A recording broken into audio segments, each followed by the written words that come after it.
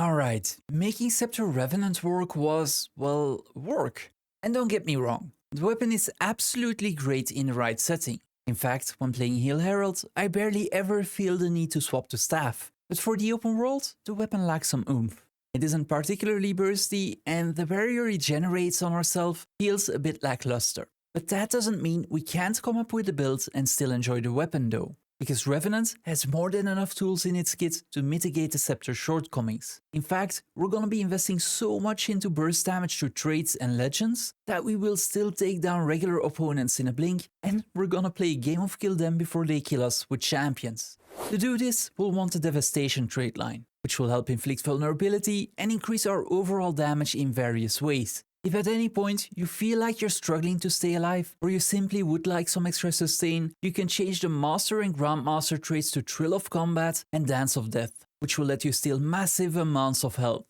Our second trait line will be Retribution, which will let us dodge more and increase our damage whenever we have resolution or whenever our foe is weakened. Every time we invoke a legend, we'll get 10 seconds of resolution, which should be more than enough to maintain the buff permanently and get access to that 10% damage increase. Weakness will mainly come from the Scepter 2 attack, as well as Dark Razor's Daring whenever we invoke Kalla. We could also inflict weakness with Shiro's elite skill, but that would cost most of our energy, so I prefer to not do that.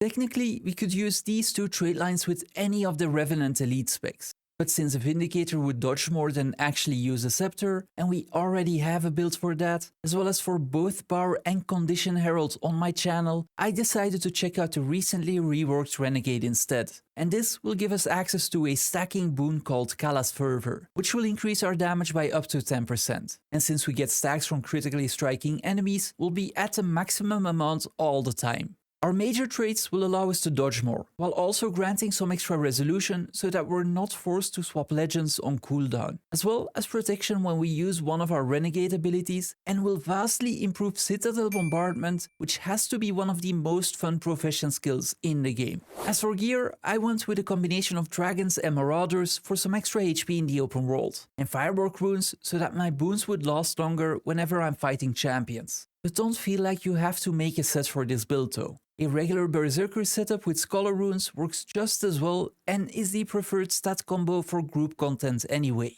Our weapons of choice are the Scepter with a Sigil of Force and a sword in our offhand with a Sigil of Impact for the extra damage. I'm using a Relic of Speed to get around faster, but if you don't care about the extra mobility, then the Relic of the Thief or Brawler will be another boost to your overall damage.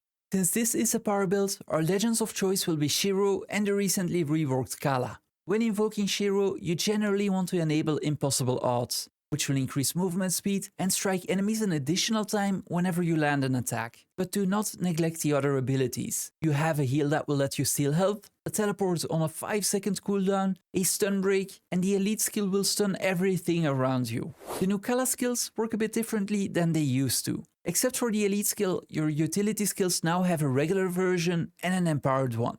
Every first ability you cast will be the regular version, and every second will be the empowered version, which is also an instant cast. In general, you won't have to worry too much about this, but it's a good idea to check what each of the enhanced versions do should you need them. Most of the time, I just combine Dark Razor's Daring with Ice Razor's Ire, which will decimate any breakbar or stun any enemy and deal insane amounts of burst damage.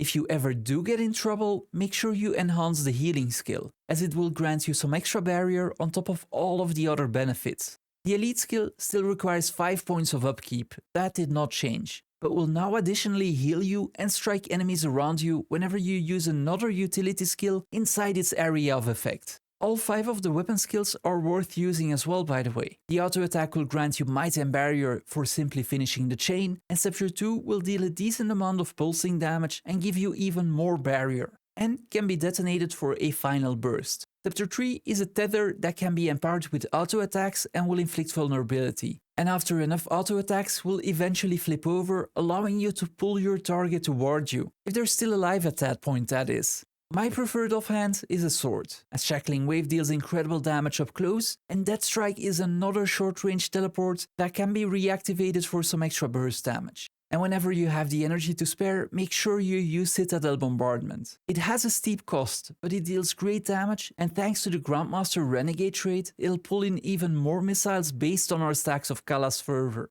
And that's it, 9 builds for 9 new weapons. The next few videos will be something entirely different, as we probably all need a palate cleanser by now. Comments and questions down below or on Discord. Like, subscribe, include me in your will, name all of your pets after me, and disregard the 2 previous points.